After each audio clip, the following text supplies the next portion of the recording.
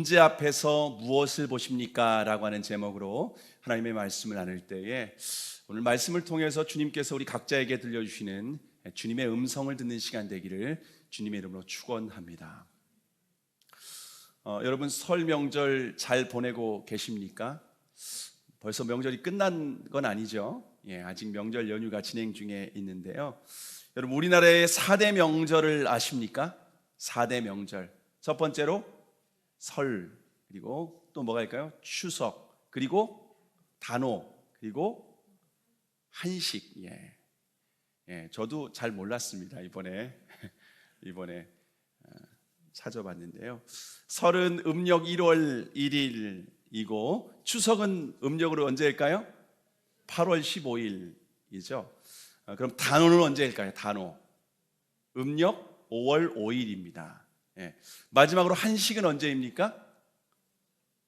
왜 이거는 음력으로 안 하죠? 한식은 보니까 동지부터 105일째 되는 날이더라고요. 동지부터 105일째 되는 날이다 보니까 2월 달이 28일도 있고 29일도 있고 그러다 보니까 4월 5일이나 4월 6일 이렇게 이때가 한식입니다. 그러면 우리나라의 4대 명절 중에서 가장 큰 명절은 언제일까요? 추석인가요? 설 명절. 왜냐하면 나이를 한 살 더 먹으니까. 여러분 그러면 유대인의 3대 절기를 아십니까? 유대인의 3대 절기. 유대인의 3대 절기는 유월절, 오순절, 그리고 초막절입니다. 유월절, 오순절, 초막절. 수능 시험에 꼭 나옵니다. 그래야 외우실 것 같아서. 그러면 유대인의 명절 중에서 가장 큰 명절은 언제일까요? 유대인의 명절에서 가장 큰 명절은 유월절입니다. 유월절. 오늘 본문은 유대인의 최대 명절이었던 유월절 즈음에 예수님께서 보리떡 5개와 물고기 2마리로 5,000명을 먹이신 놀라운 기적을 행하신 사건을 기록하고 있습니다. 오병이어의 기적은 예수님의 표적 중에, 예수님의 기적 중에서 가장 대표적인 사건입니다. 그래서 오병이어의 기적은 요한복음만 기록되어 있는 것이 아니라 사복음서에 모두 다 기록되어 있는 유일한 기적 사건입니다. 여러분 그럼 사복음서에 모두 다 기록되었다라고 하면은 어떤 의미일까요? 오병이어의 사건이 사복음서에 다 기록되었다라고 하는 말은 이 오병이어의 사건은 신화 속에 나오는 이야기가 아니라 인류 역사 속에서 실제로 행하신 예수님의 기적인 줄을 믿으시기를 바랍니다. 아멘이 어떻게 안 믿겨지나 봐요? 예수님은 보리떡 5개와 물고기 2마리로 5,000명을 먹이신 기적을 통하여서 예수님의 정체성을 드러내고 계십니다. 여러분 그러면 오병이어로 5,000명을 먹이신 예수님은 어떤 분이실까요? 도대체 어떤 존재가 사물의 양을 초월해 가지고서 기적을 행하실 수 있을까요? 여러분이 기적의 현장에서 오병이어로 5,000명을 먹이시는 그 기적을 직접 경험했다면 여러분 그런 분을 누구라고, 어떤 존재라고 여러분 고백을 하시겠습니까? 예수님은 육신을 입고 이 땅에 오신 창조주 하나님이신 줄을 믿으시기를 바랍니다. 요한복음의 핵심이 바로 이것입니다. 예수님은 창조주 하나님이 육신을 입고 이 땅에 오신 하나님의 아들이시다라고 하는 것을 우리에게 아주 분명하게 증거하고 있습니다. 저는 오늘 본문의 말씀을 통해서 인생의 수많은 문제 앞에서 우리가 무엇을 바라봐야 되는지 우리가 주님의 음성을 듣는 시간이 되기를 주님의 이름으로 축원합니다. 자, 그러면 오병이어의 기적은 어디에서 일어났을까요? 오병이어의 기적. 오늘 보면 1절과 2절의 말씀 함께 읽어보겠습니다. 1절, 2절 큰 소리로 함께 읽습니다. 시작. 그 후에 예수께서 갈릴리 바다 곧 디베랴 바다 건너편으로 가심에 큰 무리가 따르니 이는 병인들에게 행하시는 표적을 보미러라. 자, 예수님께서 갈릴리 바다 곧 디베랴 바다 건너편으로 가셨습니다. 갈릴리 바다 건너편은 누가복음에 보면은 벳세다라고 기록되어 있습니다. 벳세다. 베세다라고 기록되어 있고 마태복음에서는 빈들이다라고 기록하고 있습니다. 그러면 예수님께서 배를 타고 갈릴리 바다 건너편으로 가신 목적은 무엇일까요? 오늘 본문에 잘 나와 있지는 않는데 마태복음 14장에 보면은 예수님께서 침례 요한의 순교를 당하셨다는 소식을 요한의 제자들을 통해서 듣게 됩니다. 여러분, 요한의 순교의 소식을 들은 예수님의 마음이 어떠셨을까요? 침례 요한은 육신적으로 예수님과 사촌지간입니다. 사촌지간이고 영적으로는 말라기서에 예언된 엘리야라고 예언했던 그 선지자가 바로 요한입니다. 그래서 예수님은 여자가 낳은 자 중에서 요한보다 큰 자가 없다라고 말씀을 하셨습니다. 그래서 요한은 이 땅에서 사역을 할 때에 광야에서 외치는 소리로 예수 그리스도께서 주님이시다, 그리스도라고 하는 것을 증거하다가 조용히 역사 속에서 사라져 버렸습니다.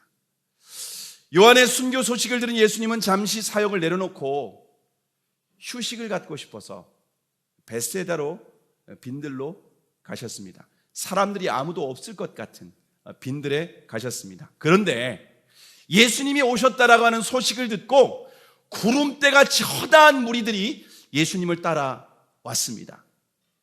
여러분, 그런 상황에 저와 여러분이라면 어떻게 반응하시겠습니까? 육체적으로도 피곤하고 정서적으로도 너무 힘들고 좀 어려운 상황입니다. 사실 저도 이렇게 사역을 하다가 때로는 육신적으로 많이 힘들고 정서적으로도 좀 지칠 때가 있습니다. 그러면은 집에 들어가서 아이들에게 부탁을 합니다. 오늘은 아빠가 좀 피곤하니까 아빠 귀찮게 좀 하지 말아달라고 이렇게 부탁을 합니다. 그러면 우리 아이들이 말을 잘 들을까요? 그렇지 않죠. 그럼에도 불구하고 서로 이렇게 다툴 때도 있고 아빠한테 뭐 이거 해달라 막 저거 해달라 이렇게 사정하고 부탁할 때가 있습니다. 그러면 제가 어떻게 할까요? 제가 예수님의 성품을 아직 못해가지고서 아이들에게 막 화내고 혼을 냅니다. 아빠가 좀 오늘은 좀 피곤하니까 좀 귀찮게 하지 말아달라고 좀 부탁했잖아 라고 하면서 아이들에게 화를 내고 혼을 내기도 합니다. 여러분, 제가 목숨보다 사랑하는 제 자녀들인데도 제가 그렇게 하고 있더라고요. 근데 지금 예수님을 따라오는 무리들은 제자들도 아닙니다. 더군다나 그들은 표적 때문에 찾아왔습니다. 다시 말하면 영적인 문제에는 관심도 없고 오직 육신의 문제를 해결받기 위해서 찾아온 사람들이었습니다. 예수님은 표적을 보고 따른 무리들에게 어떻게 반응하셨을까요? 마태복음 14장 14절에 보면은 동일한 사건을 기록한 본문에 보면은 예수께서 나오사 큰 무리를 보시고 불쌍히 여기사 그 중에 있는 병자를 고쳐 주시니라. 여러분, 예수님은 마음이 가장 어렵고 힘들 때 자신을 찾아온 무리들을 외면하지 않으십니다. 표적을 보고 따르는 무리들에게 예수님은 화를 내신 것이 아니라 오히려 불쌍히 여기시고 한 사람 한 사람을 그들에게 안수해 주시며 그들의 질병을 고쳐주시는 주님이신 줄을 믿으시길 바랍니다. 제가 이 말씀을 묵상을 하면서 얼마나 감동을 받았는지 모릅니다. 여러분, 그렇기 때문에 저와 여러분이 주님을 믿고 주님께 나아가고 주님의 도움을 구할 수 있는 줄을 믿으시기를 바랍니다. 주님을 언제든지 우리가 찾아가도 외면하지 않으십니다. 새벽에 찾아가도 외면하지 않으시고 밤늦게 찾아가도 외면하지 않으십니다. 주님이 이처럼 지치고 고날 때 우리가 노크를 해도 주님, 우리가 노크하는 소리를 주님께 두들기고 주님께 간구하고 부르짖는 소리를 외면하지 않으시는 아주 좋으신 하나님이십니다. 언제든지 우리가 겸손하게 주님을 찾고 부르짖으면 주님은 신실하게 응답하시는 하나님이십니다. 뿐만 아니라 주님은 우리의 영적인 필요를 채워주실 뿐만 아니라 육체적인 필요도 채워주시기를 원하십니다. 우리의 삶 가운데 크고 작은 문제를 외면하지 않으시고 친히 해결해 주시는 주님이라고 하는 사실을 저와 여러분이 믿으시기를 바랍니다. 주님이 육신의 질병을 치료하신 후에 그것만으로도 주님이 충분히 다 하셨습니다. 피곤하시고 정서적으로도 많이 힘드시고 또 사촌 요한이 침례 요한이 순교의 소식을 들었을 때 그것만으로 충분히 예수님이 하실 일은 다 하셨습니다. 그런데 거기서 끝나지 않고 무리들의 배고픔, 그들의 허기진 배를 채워주기를 원하셨습니다. 근데 빈들에서 갑자기 5천 명이나 되는 수많은 사람들의 허기진 배를 어떻게 채울 수 있겠습니까? 마태복음에 보면은 남자만 5천 명이었다라고 기록을 하고 있습니다. 아마 여자와 아이들까지 합하면 최소한 2만 명 정도 되는 인원이 지금 예수님을 따르고 있는 상황입니다. 여러분, 지금 같으면 주변에 대형마트가 있어서 뭐 안산이다, 수원이다 이렇게 몇 팀을 나누어 가지고 대형마트에 가가지고 구입해오라고 할 수도 있습니다. 그런다고 할지라도 2만 명이나 되는 인원의 그 식사를 갑자기 해결한다라고 하는 것은요, 상식적으로는 도저히 불가능한 일입니다. 자, 그러면 주님은 상식적으로 불가능한 문제 앞에서 어떻게 하셨습니까? 오늘 보면 5절과 6절의 말씀, 오늘 5절과 6절의 말씀을 다시 한번 읽겠습니다. 함께 읽습니다. 시작. 예수께서 눈을 들어 큰 무리가 자기에게로 오는 것을 보시고 빌립에게 이르시되 우리가 어디서 떡을 사서 이 사람들로 먹게 하겠느냐 하시니, 이렇게 말씀하심은 친히 어떻게 하실 것을 아시고 빌립을 시험코자 하심이라. 자, 여러분, 갑자기 준비가 되지 않은 상황에서 2만 명이나 되는 인원을 지금 그들의 식사를 해결해 줘야 되는 이 불가능한 문제 앞에서 주님은 어떻게 하셨습니까? 친히 어떻게 하실 것을 이미 아시고 계셨습니다. 주님은 2만 명이나 되는 인원이 식사를 해야 되는 문제 앞에서도 전혀 당황하지 않으십니다. 주님은 그러한 문제 앞에서 이미 모든 계획을 완벽하게 가지고 계십니다. 여러분, 문제가 불가능해 보이는 문제라 할지라도 그 문제는 우리가 볼 때는 불가능한 문제고 큰 문제이지만 주님이 보실 때는 문제가 아니라는 거죠. 주님이 보실 때는 불가능한 문제가 아닌 줄을 믿으시기를 바랍니다. 왜냐하면 전능하신 하나님 앞에 결코 불가능한 일은 없기 때문입니다. 여러분, 우리가 믿고 따르는 주님이 야야 그건 나도 어떻게 할 수 없다, 야 이제 그런 거는 차마 예상치도 못했다, 여러분, 그런 주님이라면 따를 수 있겠습니까? 야야 이런 문제는 차마 나도 예상도 못했고 할 수도 없고 해결할 능력이 전혀 없다, 이건 좀 네가 알아서 해라. 그런 주님이라면 저와 여러분이 믿고 따를 수가 없다라고 하는 것입니다. 근데 주님은 5천 명을 먹이시는 그 문제 앞에서 곧바로 기적을 행하지 않습니다. 그리고 기적을 행하시기 전에 먼저 빌립에게 질문을 던지십니다. 우리가 어디서 떡을 사서 이 사람들로 먹게 하겠느냐? 그럼 왜 빌립에게 질문을 했을까요? 왜 빌립에게 질문을 했을까요? 제가 이 말씀을 막 묵상하다가 요한복음 12장에 보면은 빌립이 어디 출신인지 알게 됐어요. 빌립이 베세다 출신이더라고요. 지금 베세다에서 지금 예수님께서 지금 5천 명이 모여있는 상황 아니겠습니까? 지금 거기는 빌립의 고향입니다. 그러니까 예수님께서 빌립에게 지금 물어보신 것입니다. 그러면 예수님에게 빌립에게 물어보신 목적이 무엇입니까? 지금 마을로 들어가가지고 5천 명 아니 2만 명 되는 그 양식을 빨리 구해와. 지금 예수님이 빌립에게 그런 요구를 하고 계시는 것일까요? 그렇지 않습니다. 예수님께서는 빌립의 믿음을 시험하시기 위해서 빌립을 시험코자 이 질문을 하셨다라고 기록을 하고 있습니다. 여러분, 저와 여러분이 믿는 주님은 우리를 테스트하시는 하나님이신 줄을 믿으시길 바랍니다. 근데 주님께서 우리를 테스트하시는 목적은요, 우리를 낙심시키고 실망시키기 위한 목적이 결코 아닙니다. 주님 우리를 테스트하시는 목적이 우리를 성장시켜 주시고 우리의 믿음을 확인시켜 주시기 위함인 줄을 믿으시기를 바랍니다. 그러면 주님은 우리를 어떤 문제로 테스트하실까요? 여러분, 저와 여러분에게 주님이 우리를 테스트하실 때 어떤 문제로 테스트하실까요? 주님은 우리의 일상의 문제로 테스트하십니다. 우리가 먹고 마시고 학교를 다니고 직장에 다니고 결혼을 하고 자녀를 낳고 그리고 양육하고 또 그 자녀가 또 학교를 가고, 여러분, 그런 일상의 모든 문제로 주님은 우리의 믿음을 테스트하십니다. 뿐만 아니라 우리의 삶 가운데 발생하는 특별한 문제, 곧 질병의 문제, 경제적인 문제, 관계의 문제, 자녀의 문제, 이런 여러 가지 문제로 주님은 우리의 믿음을 테스트하시면서 우리가 믿음으로 어떻게 반응하시는지를 확인하십니다.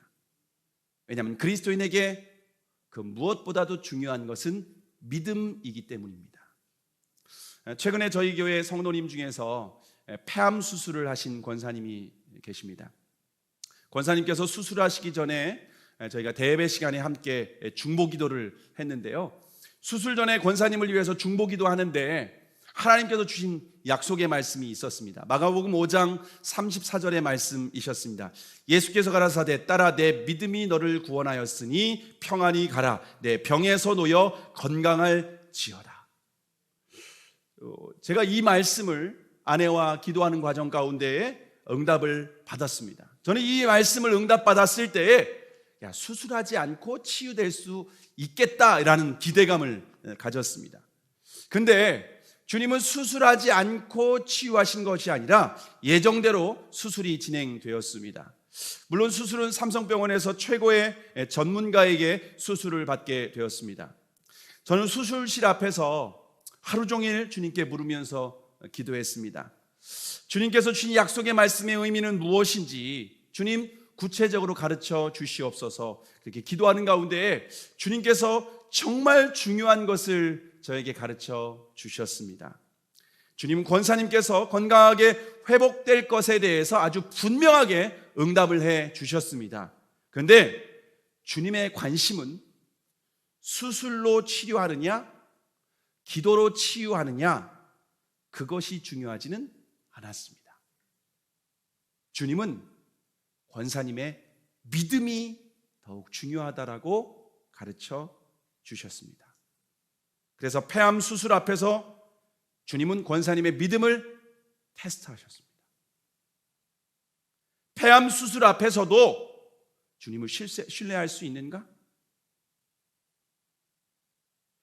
폐암 수술이 잘못된다면 생명을 잃을 수도 있는데 죽음 앞에서도 주님을 신뢰할 수 있는가? 바로 이 믿음의 문제를 테스트하셨습니다. 권사님은 믿음의 테스트 앞에서 주님께 인정을 받은 줄로 믿습니다. 왜냐하면 제가 수술실 들어가기 직전에 병실에서 엘리베이터를 타고 수술실 그 앞까지 가는 과정이었습로 권사님이 수술 전에 굉장히 마음이 평안하다고 그러더라고요. 굉장히 담대하셨습니다. 수술실로 이제 이동하는 과정 가운데 권사님의 사위가 장모님에게 이렇게 물었습니다. 어머님 걱정하지 마세요. 이렇게 어깨를 이렇게 만져주면서 어머님 걱정하지 마시라고. 근데 권사님이 어떻게 고백을 하셨냐면요, 주님께 생명까지 다 맡겼는데 뭐가 걱정이요? 나 걱정 안 해. 근데 이 말을 그냥 형식적으로 습관적으로 한 말이 아니라 진짜 중심에서 믿음으로 하셨습니다. 생명 다 맡겼어. 진짜 나 괜찮아. 수술실 앞에서 하루 종일 기도하고 나왔을 때 회복실을 거쳐서 중환자실로 옮겨졌습니다. 중환자실에 제가 들어가서 권사님에게 가서 어떤 상황인지, 제가 그 권사님의 마음은 어떤지, 수술은 잘 됐는지 그걸 여쭤보려고 들어갔는데 권사님이 무슨 감기 환자처럼 아주 평안해 보이시더라고요. 아주 담대하시더라고요. 그리고 저를 보자마자 이렇게 말씀하시는 거예요. 목사님, 내가 마취 되기 마지막 순간 직전까지 끝까지 기도하고 수술을 받았습니다. 그리고 지금도 아주 평안합니다. 아주 담대합니다. 저는 이 권사님이 이 수술한 이 과정을 통해서 권사님의 믿음이 한 단계 이렇게 업그레이드 됐다라고 하는 것을 제가 옆에서 볼 수가 있었습니다. 권사님이 남편이 깜짝 놀라는 거예요. 왜냐하면은 권사님이 이렇게 좀 약간 예민한 부분이 있거든요. 이렇게 옷을 만들고 꼼꼼하고 아주 섬세한 그런 일을 하시는 분이시다 보니까 굉장히 예민할 수 있는데 권사님이 평소에 그렇지 않은데 수술 직전에 남편 되시는 집사님이 너무 깜짝 놀랐다는 거예요. 평소하고 완전히 다른 모습이라는 거예요. 수술 이후에도 완전히 다른 모습이라는 거예요. 오늘 아침에도 통화를 했거든요. 근데 아주 믿음으로 잘 회복 중에 있는 모습을 제가 다시 한번 듣고 정말 권사님의 믿음이 이번 과정을 통하여서 성장한 것을 제가 볼 수 있게 되었습니다. 여러분, 주님은 우리의 믿음에 관심이 있습니다. 그러면 그리스도인에게 왜 믿음이 중요할까요? 여러분, 믿음이 왜 중요한지 여러분 잘 들어보시기 바랍니다. 저와 여러분이 어떻게 구원을 받을 수 있습니까? 오직 믿음으로 구원받을 수 있습니다. 저와 여러분이 어떻게 영생을 얻을 수 있습니까? 영생은 오직 믿음으로 얻을 수 있습니다. 저는 어떻게 기도 응답을 받을 수 있습니까? 기도 응답은 오직 믿음으로 받을 수 있습니다. 저희는 어떻게 기쁨과 평안을 누릴 수 있습니까? 기쁨과 평안과 안식은 오직 믿음으로 누릴 수 있습니다. 저희는 어떻게 하면 주님과 동행할 수 있습니까? 주님과의 동행은 믿음으로 동행할 수 있다라고 말씀을 하고 있습니다. 어떻게 우리가 하나님을 기쁘게 해드릴 수 있습니까? 믿음으로 하나님께 기쁘게 해드릴 수 있다라고 말씀을 하고 있습니다. 어떻게 하면 세상을 이길 수 있습니까? 세상을 이기는 믿음은 우리의 믿음이라고, 이기는 것은 우리의 믿음이라고 주님 우리에게 말씀하고 있습니까? 어떻게 하면 산을 옮길 수 있습니까? 겨자씨만한 믿음이 산을 옮길 수 있다고 주님 우리에게 말씀을 하고 계십니다. 오직 의인은 건강으로 사는 것도 아니고 돈으로 사는 것도 아니고 세상에 있는 다른 권세와 능력으로 사는 것도 아니고 오직 의인은 믿음으로 사는 줄을 믿으시기를 바랍니다. 근데 예수님께서 제자들의 믿음을 시험하실 때 처음부터 테스트하지는 않습니다. 너무 겁먹지 마시기 바랍니다. 먼저 예수님이 가나의 혼인잔치에서 물을 포도주로 바꾸는 기적을 통하여서 사물의 질을 바꾸주는 이 기적을 경험하게 하셨습니다. 그리고 가버나움에 사는 왕의 신하의 아들을 고쳐주면서 공간을 초월하는 기적을 보여주셨습니다. 뿐만 아니라 베데스다 연못가에 누워있던 38년 된 병자를 고쳐주시면서 시간을 초월하는 이 기적을 두 눈으로 확인시켜 주셨습니다. 예수님의 시험은 잔인한 테스트가 아닙니다. 자상한 테스트인 줄 믿으시기를 바랍니다. 자, 예수님의 테스트에 빌립은 어떻게 반응했습니까? 오늘 본문 7절의 말씀, 오늘 7절 함께 읽어보겠습니다. 시작. 빌립이 대답하되 각 사람으로 조금씩 받게 할지라도 200데나리온의 떡이 부족하리이다. 여러분, 빌립은 수학적인 계산 능력이 굉장히 빠른 사람이었습니다. 그리고 아주 철저하게 현실적인 사람이었습니다. 빌립이 딱 예수님의 질문을 받자마자 곧바로 빌립의 생각이 마음에 계획하고 있던 것이 다다닥 돌아가게 됩니다. 여기 있는 각 사람으로 조금씩 받게 했으면 좋겠습니다. 돈을 다 걷었으면 좋겠습니다. 그렇게 조금씩 다 걷으면은 200데나리온의 돈이 예상이 됩니다. 그런다 할지라도 이 사람들이 넉넉하게 먹을 수는 없습니다 라고 말했습니다. 당시 한 데나리온은 노동자의 하루 품삯입니다. 요즘으로 환산을 하면은 그냥 노동자의 하루 품삯 하면 한 10만 원 정도 되겠죠. 200데나리온 하면은 아마 2천만 원 정도 됩니다. 2만 명이니까 2만 명이었다고 제가 여러분에게 말씀을 드렸는데 1,000원씩 거두면 2천만 원이 되는 겁니다. 빌립은 당장 딱 보자마자 모여있는 숫자가 눈에 딱 들어왔습니다. 2만 명 정도 되겠다. 그러면은 1,000원씩 거두면 되겠다. 그럼 200데나리온이 2천만 원 되겠다. 그걸로 떡을 사가지고서 먹는다면은 그냥 허기진 배를 조금이나마 채울 수 있겠다. 이게 빌립의 계산이었습니다. 여러분, 그런데 그 당시에 대형마트도 없는데 2,000명이나 되는 2,000명분에 대한 2만 명분에 대한 이 빵을 어디서 사옵니까? 이건 불가능한 일입니다. 현실적인 분석을 하고 대안을 내놓았지는 모르겠지만은 문제가 해결될 수 있는 방법은 전혀 없습니다. 빌립의 방법은 처음부터 불가능한 방법이었습니다. 대부분의 그리스도인들이 믿음의 테스트 앞에서 빌립과 같이 반응을 합니다. 삶의 문제 앞에서 현실적으로 철저하게 분석을 하고 합리적인 대안을 찾습니다. 먼저 내가 가진 지혜와 능력을 가지고 문제를 해결하려고 합니다. 그래도 안 되면 주변에 있는 사람들, 내 주변에 혹시 나를 도와줄 사람이 없을까? 나에게 힘이 될 사람이 없을까? 그렇게 도움을 구합니다. 우리는 빌립과 같이 아주 현실적인 그러한 사람들은 아주 지혜로운 사람이라고 생각을 합니다. 그런데 주님의 생각은 다릅니다. 주님은 그렇게 생각하지 않습니다. 현실적인 문제를 정확하게 분석하긴 했지만 그런 사람은 믿음이 없는 사람이라고 말씀을 하십니다. 여러분 혹시 가데스바니아에 있을 때 이스라엘 백성들이 가나안 땅에 12명의 정탐꾼을 보낸 것 기억하십니까? 12명의 정탐꾼을 보낼 때 각 지파의 지도자들을 한 명씩 뽑아서 보냈습니다. 그런데 정탐을 다녀온 후에 12명이 10명과 2명으로 서로 의견이 나누어지게 되었습니다. 10명의 의견은 무엇입니까? 그들이 볼 때 우리는 메뚜기와 같다.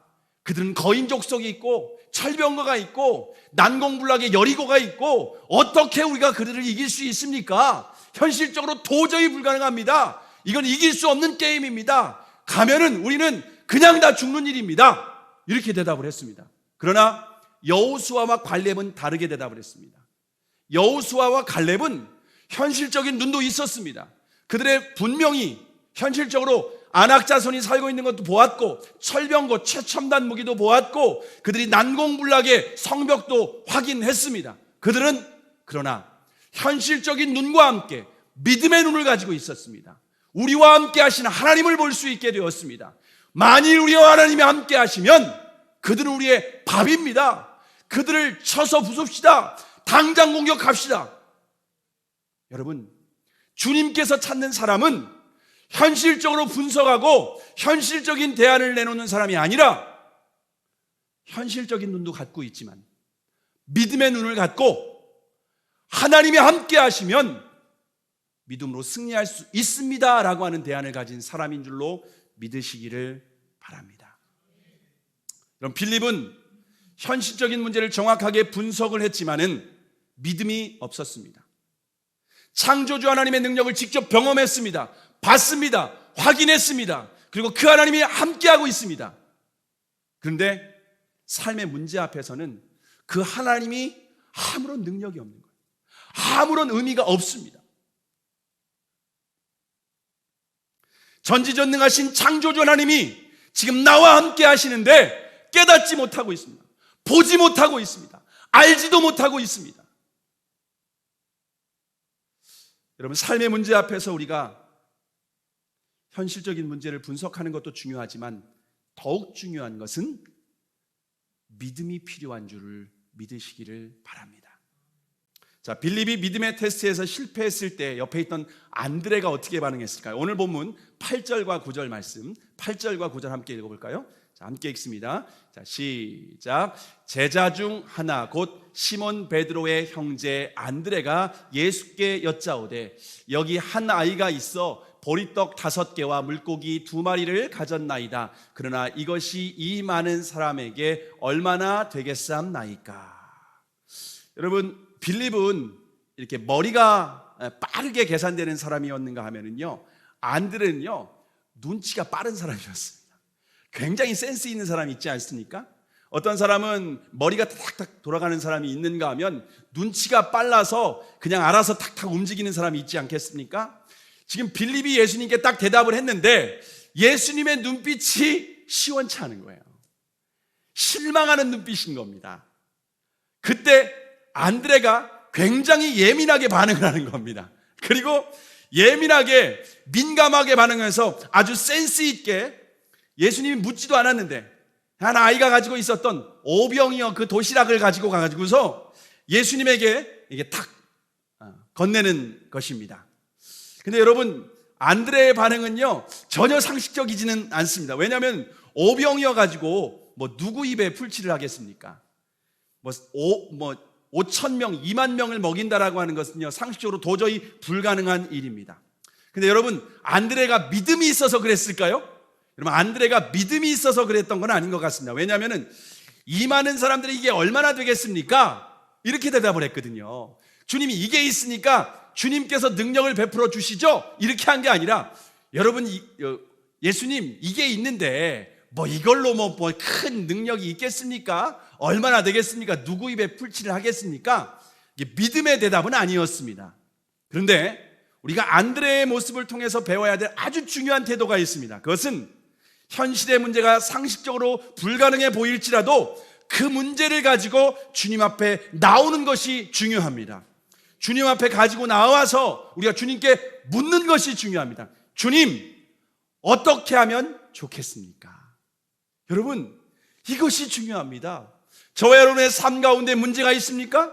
저와 여러분의 삶 가운데 도저히 상식적으로 해결할 수 없는 불가능한 문제 앞에 놓여 있습니까? 그럴 때 우리가 주님 앞에 나와서 할 수 있는 일은 무엇인가 하면은 주님 앞에 내 문제를 가지고 나와서 주님께 묻는 것입니다. 여러분, 믿음의 시작은 주님께 묻는 거예요. 기도하는 거예요. 도움을 요청하는 겁니다. 우리의 문제를 주님의 손에 올려드리는 것입니다. 작고 초라한 오병이어라 할지라도 창조주의 손에 올라가면 놀라운 기적이 나타나게 될 것입니다. 그러므로 우리의 삶에 찾아오는 모든 문제 앞에서 여러분, 주님을 바라보시길 바랍니다. 우리의 시선이 내 손에 있는 문제 앞에 머물러 있지 않기를 바랍니다. 나와 함께 하신 그 주님을 바라보실 수 있기를 바랍니다. 우리의 시선을 들어서 창조주 하나님을 바라봐야 됩니다. 삶의 모든 문제를 그 주님의 손에 올려드릴 수 있기를 바랍니다. 오병이어와 같이 작고 초라한 우리의 모습이라 할지라도 주님의 손에 올려질 때에 놀라운 기적을 경험하게 되는 줄을 믿으시기를 바랍니다. 안드레가 주님의 손에 올려드린 오병이어로 주님께서 어떻게 하셨습니까? 오늘 본문 10절과 11절 함께 읽어보겠습니다. 시작. 예수께서 가라사대 이 사람들로 앉게 하라 하신대 그곳에 잔디가 많은지라 사람들이 앉으니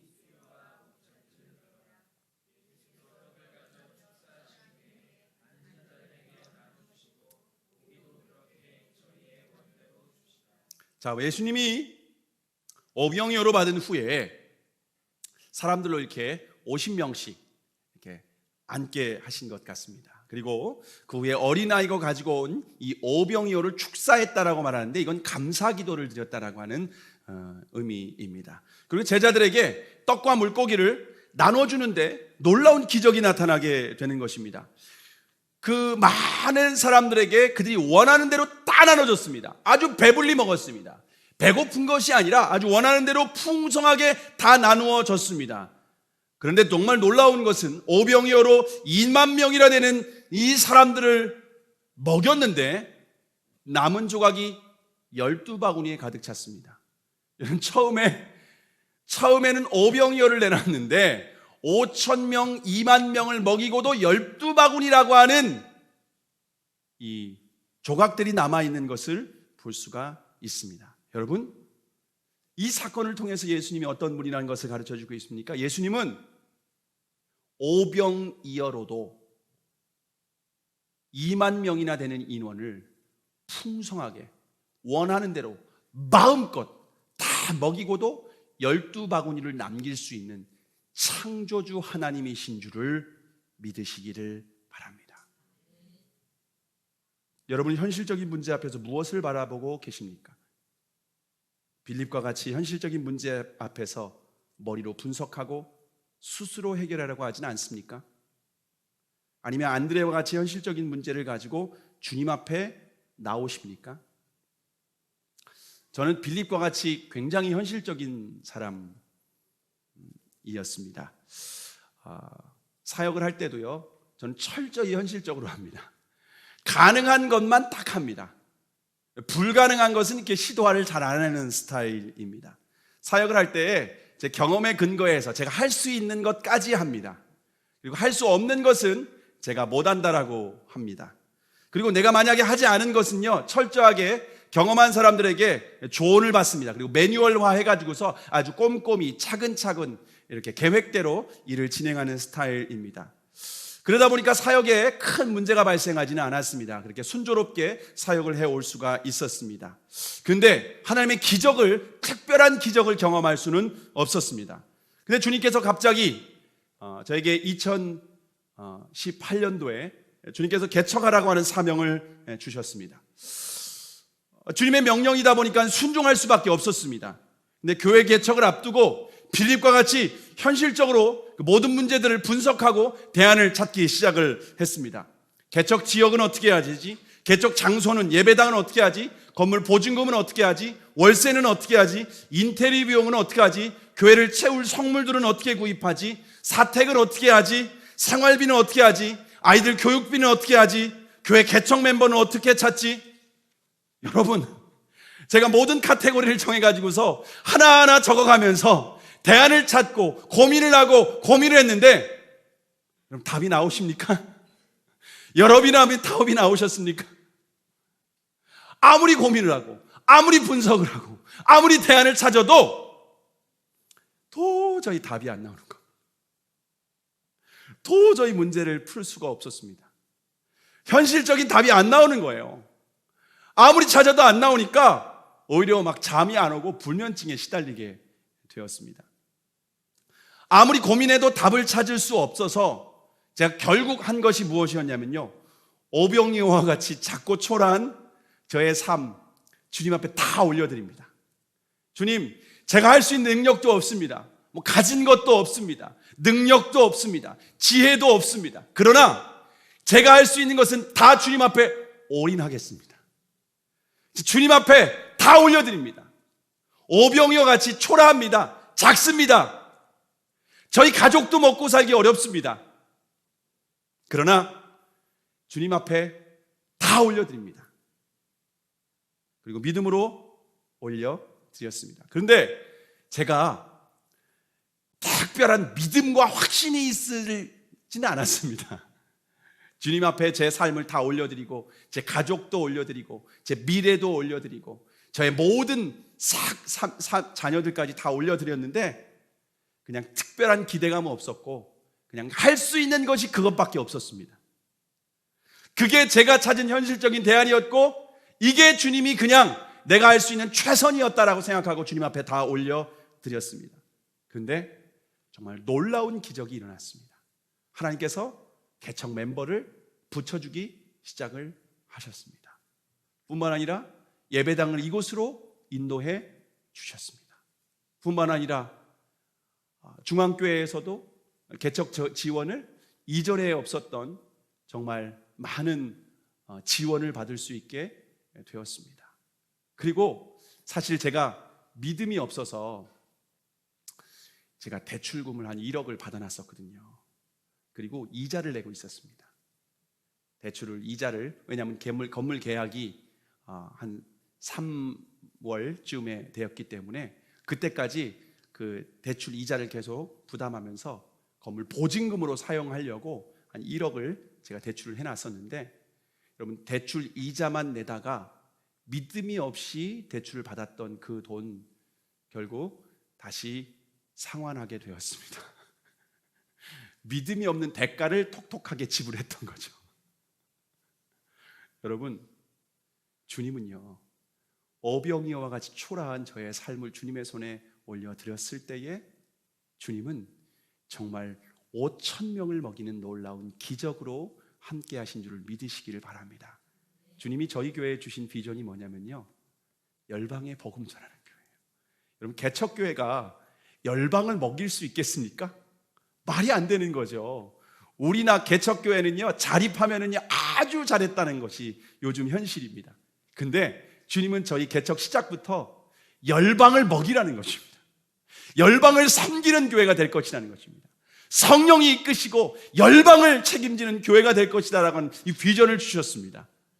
여러분, 오병이어와 같은 저희 교회를 통하여서 하나님은 열방을 책임지고 열방의 복음을 전하고 열방의 하나님의 말씀을 먹이는 주님의 교회로 쓰임받게 될 줄로 믿습니다. 제가 이 말씀을 지난주 월요일 날 생명의 삶 큐티 본문이거든요. 이 말씀을 제가 묵상하는데 여러분, 목회자에게 제일 큰 문제가 뭔지 아십니까? 목회자에게 제일 큰 문제. 목회자에게 제일 큰 문제는요, 설교입니다. 설교. 제가 그 극동방송을 듣는데 김장한 목사님이 어떤 목사님에게 질문을 하더라고요.